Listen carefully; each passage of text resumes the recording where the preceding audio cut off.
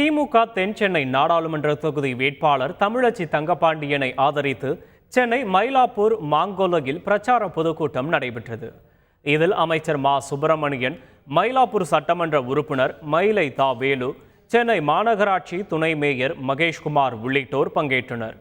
பொதுக்கூட்டத்தில் பேசிய காங்கிரஸ் மூத்த தலைவர் ப சிதம்பரம், ஐஐடியில் படித்த மாணவர்களில் 30% பேர் வேலையில்லாமல் இருப்பதாக தெரிவித்தார்.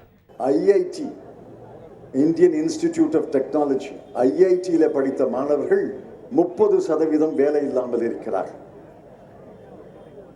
இதற்கெல்லாம் என்ன வழி, என்ன திட்டம் என்று கேட்டால், 10 ஆண்டுகளுக்கு முன்னால் ஆண்டுக்கு 2 கோடி வேலை வாய்ப்புகளை உருவாக்குகிறேன் என்று நரேந்திர மோடி சொன்னாரே, அந்த வாக்குறுதி என்ன ஆயிற்று என்று சொன்னால் அதற்கு பதில் கிடையாது.